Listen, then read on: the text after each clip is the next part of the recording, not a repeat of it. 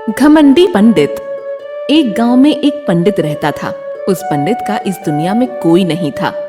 वो हर वक्त भगवान की कड़ी तपस्या करता था और एक मंदिर में काम करके अपना पेट चलाता था। लेकिन एक दिन उसकी कड़ी तपस्या देखकर भगवान उससे प्रसन्न हुए और उसके सामने प्रकट हुए। हे पंडित, मैं तुम्हारी तपस्या देखकर बहुत ही प्रभावित हुआ हूँ। तुम मेरे सच्चे भक्त हो। आज तक तुमने मेरे लिए कितने सारे उपवास रखे, खाली पेट इतनी सारी तपस्या की। बोलो पंडित, मैं तुम्हें क्या दे सकता हूँ? भगवान जी, मैंने आपकी तपस्या कुछ पाने के लिए या फिर कुछ मिलने की उम्मीद से नहीं की थी, बल्कि आप मेरी जिंदगी हो प्रभु। आपको मेरे लिए जो अच्छा लगे वो मुझे आप दे दीजिए। ठीक है पंडित, मैं तुम्हें अमृतत्व का वरदान देता हूँ। आज से तुम्हें इस साम्राज्य का राजा, साम्राज्य में रहने वाले लोग या फिर इस पृथ्वी पर मौजूद कोई भी शक्तिशाली व्यक्ति तुम्हें मार नहीं पाएगा। इसके साथ साथ तुम्हें मेरी तपस्या करने के लिए मैं अमर कर रहा हूँ। बहुत बहुत धन्यवाद प्रभु, आपकी ऐसी कृपा बनी रहे। आपने मुझ पर बहुत बड़ा एहसान किया है प्रभु। वो अमृतत्व का वरदान देकर भगवान पंडित के सामने से गायब हो जाते हैं। वरदान पाने के बाद पंडित भगवान की और कड़ी तपस्या करने लगता है। इसके साथ साथ वो सब गांव के लोगों की अच्छाई के लिए मदद करने लगता है। जिसको पैसों की कमी होती है उसे धन की प्राप्ति करा देता है, जिसे खुशियों की कमी है उसे खुशियां लाकर दे देता है। लेकिन भगवान से मिले इस वरदान के कारण पंडित दिन प्रतिदिन शक्तिशाली होता जाता है और उसमें घमंड आ जाता है। इस दुनिया का सबसे शक्तिशाली इंसान मैं ही हूँ। मेरा कोई कुछ बिगाड़ नहीं सकता। मेरा मन जो चाहे वो करूँ। भगवान ने मुझे बहुत बड़ा वरदान दिया है, अमृतत्व का वरदान। लेकिन इसी वक्त इसी छोटे से गांव में एक छोटा सा परिवार रहने के लिए आता है। इस परिवार में पति मंगतराम और पत्नी मखमली रहते थे। वो गरीब तो थे ही, लेकिन साथ ही उनकी जिंदगी में एक बहुत बड़ा दुख भी था। शादी के 5 साल बाद भी उनको पुत्र प्राप्त नहीं हो पाया था और इस दुख को लेकर वो जी रहे थे। ऐसे ही एक दिन पत्नी मखमली अपने पति से कहती है, पतिदेव सुनिए ना, मेरी आज जो सहेली आई थी ना, उसने मुझे बताया था हमारे गांव में एक बहुत बड़ा पंडित है। उसे भगवान दिखते हैं और भगवान ने उसे वरदान भी दिया है। आज तक उसने बहुत सारे लोगों को खुशियों के लिए मदद की है। तो मुझे लगता है कि अगर हम उस पंडित के पास चले जाएंगे तो शायद वो भी हमारे लिए कोई पूजा पाठ करेंगे और हमें भी पुत्र प्राप्ति हो जाएगी। मेरी प्यारी पत्नी, तुम बहुत भोली भाली हो। मैं इन चीजों पर विश्वास नहीं रखता हूँ, लेकिन अगर तुम कहती हो तो तुम्हारी खुशियों के लिए मैं हर चीज करूँगा। ठीक है, हम कल सुबह पंडित के पास जाते हैं। दूसरे दिन सुबह सुबह मखमली और मंगतराम पंडित के पास मंदिर में जाते हैं। वो पंडित को अपनी तपस्या करते हुए दिखाई देता है और देखकर मखमली कहती है, पंडित जी नमस्ते। पंडित जी, क्या आपके पास हमारे लिए समय है? कौन हो तुम लोग? क्यों आए हो मेरे पास? क्यों मेरी तपस्या को भंग किया तुम लोगों ने? पंडित जी, हमने तपस्या को भंग नहीं किया, बल्कि हम आपके पास मदद मांगने के लिए आए हैं। हाँ पंडित जी, हमें जरूर आपकी मदद की जरूरत है। हमने सुना है कि आप बहुत बड़े पंडित हो, आपको भगवान दिखाई देते हैं और आपको भगवान से कोई वरदान भी प्राप्त हुआ है। हम आपके ज्ञान और तपस्या से बहुत ही प्रभावित हुए हैं, इसीलिए हम आपके पास चले आए हैं। बोलो, मैं आपकी क्या मदद कर सकता हूँ? पंडित जी, हम इसी गांव में रहते हैं। आज हमारी शादी को 5 साल हो गए हैं, लेकिन आज तक हमें कोई पुत्र प्राप्ति नहीं हो पाई। पंडित जी, हम एक पुत्र चाहते हैं। आप बताइए, हमारी जिंदगी में कोई दोष लगा है या फिर कोई श्राप? देखिए, जैसा मुझे दिख रहा है, भगवान बता रहे हैं कि आपकी जिंदगी में ना कोई श्राप है ना कोई मुसीबत। बस ग्रह ठीक नहीं है, इसलिए आपको पुत्र प्राप्ति नहीं हो पाई। लेकिन हाँ, इसके लिए मेरे पास एक उपाय है। अगर आप दोनों आने वाले रात को एक बड़ा हवन करोगे तो भगवान उससे प्रसन्न हो जाएंगे और तुम्हें 1 साल के अंदर अंदर पुत्र प्राप्ति हो जाएगी। जी पंडित जी, आप जैसा कहेंगे वैसा हम करने के लिए तैयार हैं। आने वाली रात को हम आपके पास आ सकते हैं, लेकिन इसके लिए क्या क्या लगेगा? लगता तो बहुत कुछ है, लेकिन हाँ, अगर आप लोगों ने मुझे 10,000 रुपए की दक्षिणा दे दी तो मैं सारा सामान लाऊंगा और कल के कल ही आपका पूजा पाठ करवा दूंगा। पंडित जी, वो सब तो ठीक है, लेकिन 10,000 बहुत होते हैं, कुछ कम कीजिए ना। हम तो बहुत गरीब आदमी हैं, हमारे पास सिर्फ और सिर्फ 2-3 हजार रुपए ही होंगे, उससे ज्यादा तो हमारे पास एक कौड़ी तक नहीं है। देखिए, वो आपके गरीबी का हिस्सा है और वो आपकी मुसीबत है, लेकिन मैं बता रहा हूँ, अगर आपको पूजा पाठ करवाना है, अगर आपको पुत्र प्राप्ति करवानी है, तो आपको 10,000 रुपए देने ही होंगे, और वो भी कल के कल। अगर आप ऐसा कर सकते हैं तो ही पूजा पाठ हो पाएगा, नहीं तो आप अभी के अभी चले जाएं। नहीं नहीं पंडित जी, आप क्रोधित मत होइए, कल हम 10,000 रुपए लेकर आपके पास आ जाएंगे। ठीक है पंडित जी, हम आते हैं। हाँ। पंडित जी की ये बातें सुनकर मखमली और मंगतराम बहुत ही निराश हो जाते हैं और वो अपने घर वापस आ जाते हैं। घर आने के बाद पैसे इकट्ठा करने के बारे में पत्नी मखमली और पति मंगतराम सोचने लगते हैं, लेकिन इतने में ही मखमली कहती है, प्यारे पतिदेव, सिवाय मेरे मंगलसूत्र के हमारे पास बेचने के लिए कुछ नहीं है। मैं एक काम करती हूँ, इस मंगलसूत्र को बेच आती हूँ और कल हम पूजा के लिए चलते हैं। हाँ। अरे तुम कहीं पागल तो नहीं हो गई? अगर तुम मंगलसूत्र बेचोगी तो वो बहुत बड़ा अशुभ रहेगा। मुझे नहीं लगता है कि हमें ऐसा कुछ करना चाहिए। सुनिए, हर इंसान की जिंदगी में खुद का बच्चा होने जैसा आनंद कुछ नहीं होता। मुझे लगता है कि हमारा बच्चा अगर हमारी जिंदगी में आएगा तो सब चीजें अपने आप अच्छी हो जाएंगी। ठीक है, अगर तुम कह रही हो तो वैसा ही करते हैं। दूसरे दिन सुबह मखमली और मंगतराम मंगलसूत्र बेचकर पैसे लाते हैं और उसी पैसे को लेकर पंडित के पास मंदिर में जाते हैं और कहते हैं, पंडित जी ये लीजिए आपकी दक्षिणा। हम पूरे 10,000 रुपए लाए हैं और हम आज रात में पूजा कर सकते हैं ना? शाबाश शाबाश, आज रात हम पूजा कर सकते हैं। आप ठीक रात को गांव के बाहर के जंगल में आ जाइएगा, वहां हम पूजा पाठ करेंगे और जल्द ही आपको पुत्र प्राप्ति होगी। ठीक है पंडित जी, जैसा आप कहते हैं वैसा ही करेंगे। हम ठीक समय पर वहां पहुंच जाएंगे। जैसा पंडित जी ने कहा था, ठीक वैसे ही रात के समय मखमली और मंगतराम गांव के बाहर के जंगल में पहुंच जाते हैं, लेकिन वहां तो उन्हें ना पंडित दिखते हैं, ना ही कोई पूजा पाठ का सामान। आखिर में बहुत इंतजार करने के बाद मंगतराम मखमली से कहता है, मेरी प्यारी पत्नी, देखिए, पंडित जी ने जो समय दिया था उसी समय पर तो हम पहुंच गए, लेकिन पंडित जी अभी तक नहीं आए। कुछ ही देर में सुबह होने वाली है, हम कल फिर से उनके पास मंदिर में जाकर बात करते हैं। ठीक है, चलो, मुझे भी नींद आ रही है, कल हम पंडित जी से बात करते हैं। दूसरे दिन मखमली और मंगतराम पंडित के पास पहुंच जाते हैं और कहते हैं, पंडित जी देखिए, जिस वक्त आपने बोला था ठीक उसी वक्त हम कल रात जंगल में पहुंच गए थे, लेकिन आप आए ही नहीं। मैं क्या तुम्हारे बाप का नौकर हूँ जो तुम्हारे लिए मैं चलते चलते जंगल तक आ जाऊं? मेरा मन नहीं था, इसीलिए मैं जंगल नहीं आया। ऐसा मत कहिए पंडित जी, हमने मंगलसूत्र बेचकर आपकी दक्षिणा दी है, और अगर आप ऐसा कहेंगे तो हम बहुत मुसीबत में आ जाएंगे। अरे जाओ जाओ, जो करना है वो करो। तुम पर मुसीबत आए या तूफान, मुझे कुछ लेना देना नहीं है।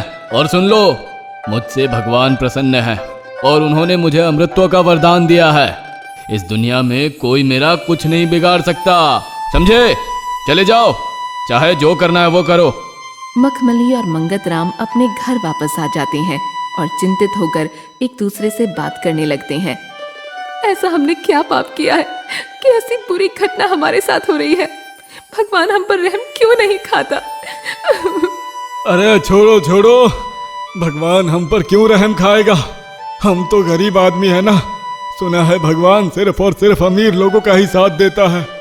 ये बात सुनकर भगवान मखमली के सामने आ जाते हैं और कहते हैं, देखो मखमली और मंगतराम, आप दोनों बहुत नेक इंसान हो, और हाँ, मैं जरूर उस पंडित को सजा देने वाला हूँ, क्योंकि वो अभी घमंडी बन गया है। मैं सब देख रहा हूँ ऊपर से, सब। दूसरे दिन पंडित के मंदिर में राजा आ जाता है। राजा का दुख भी मखमली और मंगतराम के दुख जैसा ही होता है। राजा के पास सब कुछ होता है, लेकिन उसे आज तक पुत्र प्राप्ति नहीं हुई थी। पंडित जी फिर से राजा को वैसे ही बात बताते हैं। राजा भी जंगल में जाता है, लेकिन वहाँ पंडित नहीं मिलता। भगवान पंडित को बिना बताए दिया हुआ अमृतत्व का वरदान वापस ले लेते हैं। राजा के सैनिक आकर पंडित को कैद कर लेते हैं और राजा उसे अपनी जेल में बंद कर देता है। अरे भगवान, आप कहाँ हो? इस राजा ने मुझे कैद कर दिया है। आपने तो मुझे अमृतत्व का वरदान दिया था। आप कहाँ हो भगवान? सुनो पंडित, अभी तू राक्षस बन गया है। मैंने तुझे तेरी अच्छाई को देखकर यह वरदान दिया था, लेकिन तुझ में बहुत घमंड आ गया और तू खुद को ही भगवान समझने लगा। कितने सारे लोगों को तूने लूट लिया। मैंने तेरा वरदान वापस ले लिया है। हमेशा याद रखना, घमंड का घर खाली होता है। अभी बैठना यहीं, सजा काटते काटते। इस तरह पंडित का घमंड का घर खाली हो जाता है और राजा पंडित से 10,000 रुपए लेकर फिर से मखमली और मंगतराम को दे देता है। इस तरह ये कहानी खत्म हो जाती है। राजा की गरीब बेटी। चांदीपुर बहुत ही सुंदर एवं संपन्न राज्य था। वहाँ का राजा मान सिंह काफी दयालु भी था। अपने राज्य के किसी भी व्यक्ति की तकलीफ उससे देखी नहीं जाती थी। मान सिंह की एक बेटी थी नयनतारा। वो इसी बात से परेशान थी कि वो राजकुमारी है। एक दिन उसने अपने पिता से नाराजगी के चलते खाना नहीं खाया। अरे क्या बात है बिटिया, हमसे क्यों नाराज है? क्योंकि आप राजा हैं। तो इसमें नाराज होने की क्या बात है? हमारा परिवार है राजा महाराजाओं का। बस यही मेरी नाराजगी की वजह है। अरे साफ साफ बताओ ना बिटिया, क्या बात है? बात यह है कि आप राजा हैं, मैं आपकी बेटी हूँ और मैं राजकुमारी हूँ। हाँ तो ये तो अच्छी बात है ना। ये शानो शौकत, हर समय आसपास सिपाही। ये अच्छी नहीं, बहुत बुरी बात है। मुझे नहीं अच्छा लगता ये सब। मैं कुछ नहीं कर सकती अपनी मर्जी से। जहाँ भी जाओ आपके सिपाही मेरे पीछे आ जाते हैं। मेरी कोई सहेली भी नहीं है। सारा दिन बस राजमहल के एक कमरे से दूसरे कमरे में टहलते रहो। ये सब सुनकर मान सिंह हंसने लगे। अरे ये सब तो तुम्हारी सुरक्षा के लिए ही है ना, ताकि कहीं कोई तुम्हें नुकसान ना पहुंचा दे। मुझे कोई क्यों नुकसान पहुंचाएगा पिताजी? आपका कोई दुश्मन भी नहीं है। आप अपनी प्रजा का इतना ध्यान रखते हैं। पर बिटिया, राजकुमारी का जीवन ऐसा ही होता है। हम राजा हैं तो राजा की तरह ही रहेंगे ना। मैं परेशान हो गई हूँ इस तरह रहने से। आप ऐसा कीजिए कि थोड़ी दिन मेरे आसपास से पहरा हटवा दीजिए। मुझे थोड़ा आराम से रहने दीजिए। मान सिंह को समझ नहीं आ रहा था कि वो क्या करें, पर बेटी की जिद के आगे वो झुक जाते हैं और 1-2 दिन के लिए नयनतारा के आसपास से पहरा हटवा देते हैं। नयनतारा को तो जैसे पंख ही लग जाते हैं। सारा दिन महल में यहाँ से वहाँ घूमना, कभी राजमहल के मैदान में दासियों के साथ मस्ती करना, कभी बावड़ी से स्वच्छंद पानी पीना। ये सब 1-2 दिन चलता है और फिर राजा के पास खबर आती है कि राजकुमारी ने आज फिर से खाना नहीं खाया। अरे अब क्या हो गया बिटिया? जो तुमने कहा वो हमने कर दिया। पहरा हटा तो दिया, अब क्या हुआ? पहरा तो हटा दिया, पर मैं हूँ तो अब भी महल के अंदर ही ना। पहले भी अंदर ही थी, अब भी अंदर ही हूँ। तो क्या चाहती हो बिटिया? मुझे बाहर जाना है, राज्य के लोगों से घुलना मिलना है, सहेलियाँ बनानी है। नहीं नहीं बिटिया, अब ये तो नहीं हो पाएगा। ऐसे कैसे होगा? नयनतारा मान सिंह की तरफ मुड़ती है। सब हो सकता है पिताजी, मैंने सब सोच लिया है। हमारे ही महल में एक दासी है जो पास के गांव में ही रहती है। मैं उनके घर उनकी बहन बनकर रहूंगी। किसी को कुछ पता नहीं चलेगा। अरे नहीं बेटिया, ऐसे कैसे हो सकता है? तुम एक छोटे घर में कैसे रह पाओगी? कुछ नहीं होगा पिताजी। मुझे वैसे भी ये बड़े बड़े कमरे और सोना चांदी पहने रहना अच्छा नहीं लगता। थोड़े दिन सादा जीवन बिताना है। फिर वही होता है। मान सिंह अपनी बेटी के आगे हार मान लेते हैं और उसे दासी के साथ उसके घर रहने के लिए भेज देते हैं। नयनतारा को 1-2 दिन थोड़ी परेशानी तो होती है, पर उसे वहां रहना किसी कैद से आजादी जैसा लग रहा था। कुछ दिन में वो दासी के घर में कामकाज में हाथ भी बटाने लगती है। अरे आप मत कीजिए राजकुमारी जी, मुझे दंडित किया जाएगा। सुनो, मुझे राजकुमारी मत बोलो, यहाँ मैं तुम्हारी बहन हूँ। और हाँ, कोई दंडित नहीं करेगा। मैं अपनी मर्जी से तुम्हारे साथ आई हूँ और काम कर रही हूँ। तुम बस मुझे यहाँ आराम से रहने दो और वो करने दो जो तुम रोज करती हो। इतनी बात सुनकर दासी भी चुप हो जाती है। अब रोज सुबह नयनतारा एक आम लड़की बनकर पानी भरने जाती है, सब्जी लेने जाती है और झाड़ू भी लगाती है।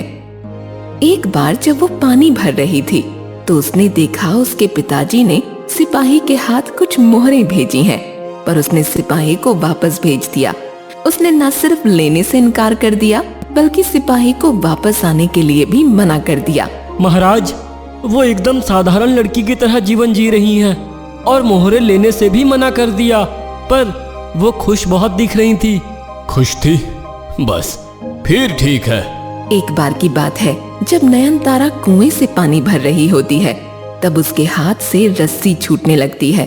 तभी वहां एक नौजवान आता है और उसकी रस्सी पकड़ लेता है। नयनतारा उसको धन्यवाद देकर चली जाती है, पर वो लड़का अग्रसेन उसके रूप रंग पर फिदा हो जाता है। अब वो उसका हर समय इंतजार करने लगता है, पर नयनतारा कभी ध्यान ही नहीं देती।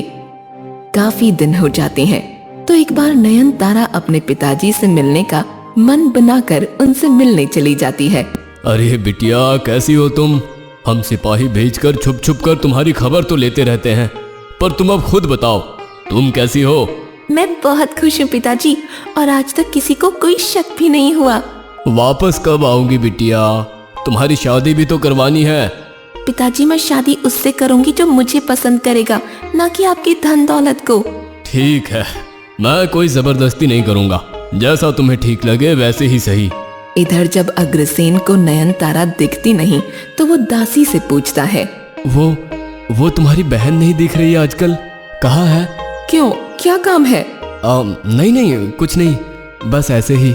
सुंदर काफी है वो। तुम किसी ख्वाब में मत रहना, वो तुमसे शादी कभी नहीं करेगी। क्यों, ऐसा क्या है? वो कल आ जाएगी, खुद ही पूछ लेना उससे। अगले दिन नयनतारा वापस आ जाती है। अग्रसेन उसे कुएं पर देखकर खुश हो जाता है। उससे रहा नहीं जाता कि दासी ऐसा क्यों बोल रही थी। वो उससे थोड़ी बात करता है। आप दिखी नहीं 2 दिनों से? हाँ, कुछ काम से बाहर गई थी। क्या काम? ये मैं आपको क्यों बताऊं? ठीक है, मत बताइए, हम तो दोस्त के नाते ऐसे ही पूछ रहे थे बस। इतना कहकर वो चला जाता है। नयनतारा को लगता है शायद उसे कुछ बुरा लग गया। कुछ दिन ऐसे ही चलता है। अग्रसेन वहां रोज आता, पर नयनतारा से बात नहीं करता। वो उसकी तरफ आकर्षित होने लगती है। धीरे धीरे दोनों की बातें चालू होती हैं और दोनों एक दूसरे की तरफ आकर्षित होने लगते हैं। हम शादी कब करेंगे? और तुम्हारे माँ पिताजी कहाँ हैं? मैंने तुम्हें हमेशा तुम्हारी बहन के साथ ही देखा है। हाँ अग्रसेन, मैं बताने ही वाली थी, शादी शायद ना हो पाए, मुश्किल है। ऐसा क्यों कह रही हो तुम? तुम तो देख ही रहे हो मैं कितनी गरीब हूँ, माँ पिताजी भी नहीं है, कोई मुझे क्यों अपनाएगा? पर मुझे तुम पसंद हो, मैंने तो कभी धन दौलत की बात की भी नहीं। वो दोनों बस ये सब बातें कोने में बैठकर कर रहे होते हैं कि तभी सिपाही उनको देख लेता है। वो वापस जाकर सारी बातें राजा को बताता है। अगले दिन राजा अपनी बेटी से मिलने आते हैं और उससे अग्रसेन के बारे में सब पूछते हैं। पिताजी, मुझे वो बहुत पसंद है, पर वो भी गरीब घर का ही दिखता है, क्या आप उसे अपनाएंगे? मैंने आपका विचार जानने के लिए ही उसे अभी तक हाँ नहीं बोला है। अगर तुम्हें अपने लिए वो सही जीवन साथी लग रहा है तो फिर ठीक है, पर तुम ये जान लो, कुछ दिन तंगी में रहना अलग बात होती है और जिंदगी भर निभाना अलग बात होती है। उसे अभी ये भी नहीं पता है कि तुम राजकुमारी हो, तुम्हें ऐशो आराम में रहने की आदत रही है। वो तुम्हारी जरूरतों का पता नहीं कितना ख्याल रख पाएगा। सबसे पहले उसे सच्चाई बताओ। जी पिताजी, मैं आपकी बात समझ गई और मैं तैयार हूँ। नयनतारा की बात मानकर वो उसे अग्रसेन से शादी के लिए हाँ कह देते हैं और वापस राजमहल लौट आते हैं। इधर नयनतारा अग्रसेन को सब बताने के लिए मन बना लेती है और हिम्मत करके सब बता भी देती है। क्या राजकुमारी, तुमने पहले क्यों नहीं बताया? तुम्हारे प्रेम में जो पड़ गई थी, पर अगर तुम्हें मेरा राजकुमारी होना खल रहा है तो फिर इस बात को यहीं खत्म कर देते हैं। वो उदास होकर बोलती है। नहीं नहीं, ठीक है, पर मैं ये चाहूंगा कि ये बात हमारे बड़ों के बीच भी हो एक बार। मैं भी अपने माँ पिताजी को लेकर तुम्हारे महल आता हूँ। बस ये बात करके नयनतारा वापस राजमहल लौट जाती है और अग्रसेन अपने घर बात करता है। एक अच्छा सा दिन देखकर अग्रसेन नयनतारा को बोल देता है कि वो और उसके माँ पिताजी आज उसका हाथ मांगने आने वाले हैं।